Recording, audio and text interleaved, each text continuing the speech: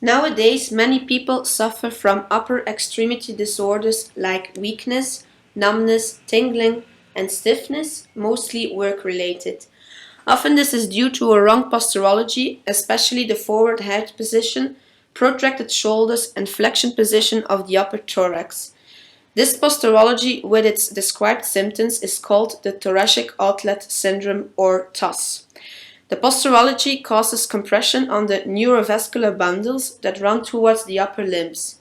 The compression on the bundle is the cause of the symptoms. The bundle runs through the thoracic outlet and other potential sites of compression, which will narrow because of the wrong posturology. The thoracic outlet is formed by vertebra C6, C7, and T1, both first ribs, both clavicles, both spina scapulae, the mutual joints, and the soft tissue within these structures. The other potential sites of compression are the interscalene triangle, the costoclavicular space, and the retrospectoralis space. Lazon and Peters describe a standardized osteopathic TOS treatment to affect the posture, which reduces the compression on the neurovascular bundle and therefore the symptoms reduce. In this study, the researchers examined the influence of the osteopathic TOS treatment on the posturology in the sagittal plane.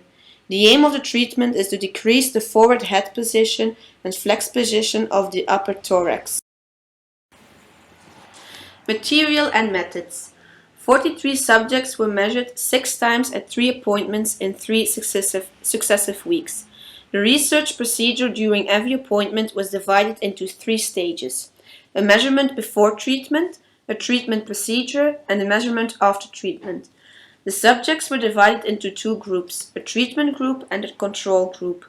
The treatment group received the standardized osteopathic TOS treatment. In total, 6 different treatment techniques were performed. To ensure that every subject was treated with the same technique and with the same intensity, all 6 techniques were performed by the same researcher. Each technique had a duration of 90 seconds. The aim of the techniques were to decrease the forward head position, decrease the kyphotic angle, and to open the thoracic outlet, which are described in the introduction. The posturology was measured using the Diers Phometric 4D scan. The Diers Phometric 4D is a non-invasive instrument used to reconstruct the vertebral spine. This allows to measure the spinal inclination of the human body. To be sure if the subjects were standing correctly before the Diers Phometric 4D scan, the researchers checked the subject's position before starting the measuring process. A total of 4 scans were taken before the treatment procedure. The parameters were the forward head position and the kyphotic angle of the thorax.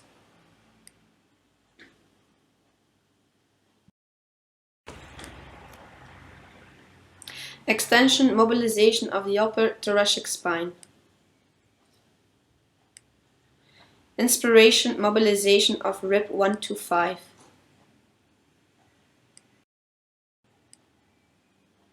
Flexion, mobilization C6. Mobilization of the acromioclavicular angle.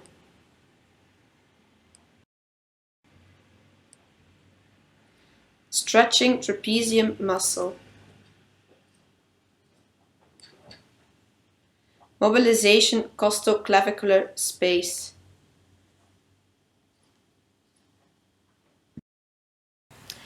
Results. The statistical analysis of all data was carried out using the statistical software MatCalc. The significance level was set on 5%. The characteristics of all test subjects are shown in Table 1. The subjects had an average age of 25 years. 58.1% of the subjects were female and 41.9% were male. There were 4 outliers detected. Fletch cervical. The treatment group. Before any treatment was given, the average of the Fletch cervical was 64.5 millimeters.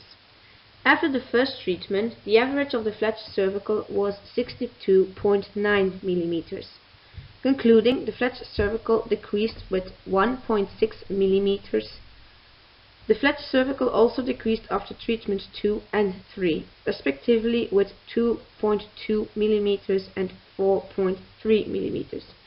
2 out of the 3 treatments showed a significant difference. The control group.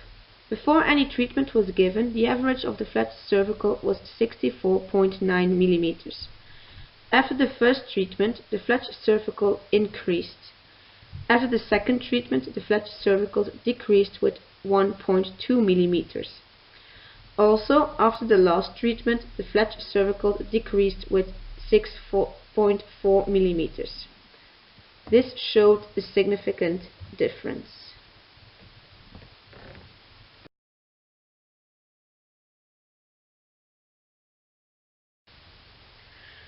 Kyphotic angle.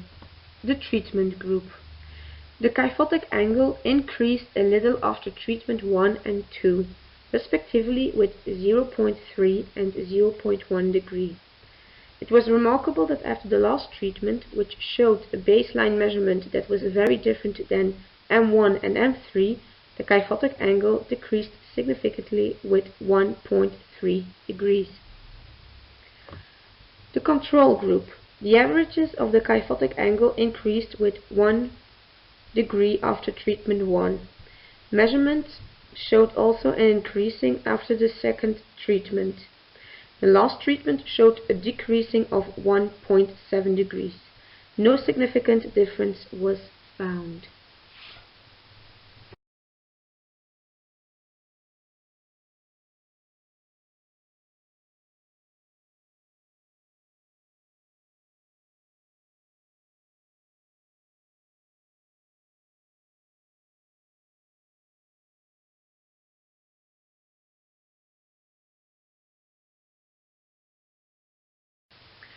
Discussion. In our discussion, there are some topics we like to discuss.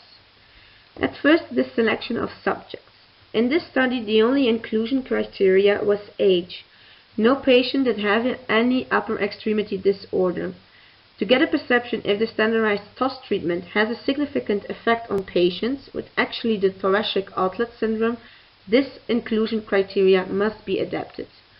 For future study, by example, the Roos test could be used for a diagnosis of TOS. More specific inclusion criteria give a better chance of finding a specific test group. Secondly, the subjects. The control group consisted of 14 subjects, while the treatment group consisted of 29 subjects. Not only 2 uneven groups were formed, but also the mean age and gender of both groups varied. The subjects were informed of the techniques used in the treatment procedure and how the DIRS 4D scan operates for measuring the posturology. Unaware, the subjects could change their posture while measured. Future research should consider not explaining the treatment techniques before participation and gather a larger group of subjects. Also, the 2 groups should be equally divided. Thirdly, the treatment procedure. The treatment procedure consisted of 6 different manual therapy techniques performed by 2 different therapists. The intensity of treatment could be different between the 2 therapists and therefore could influence the results. One therapist performing the entire treatment procedure should be considered.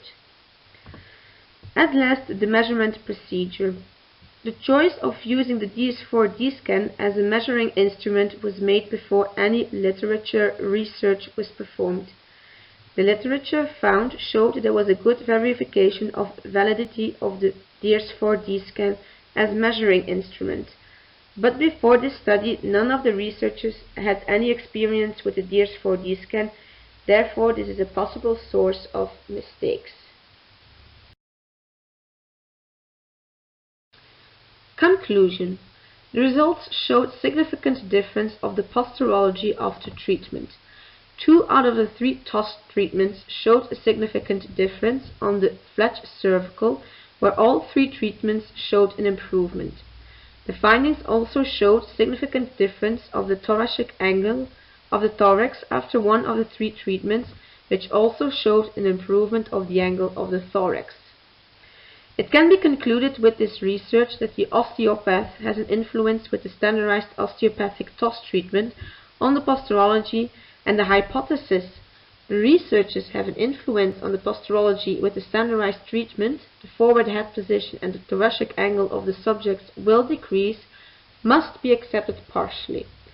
Not every measurement showed an improvement or significant difference, and therefore there is need for further investigation on a larger scale and a longer time frame in order to increase the reliability of the research.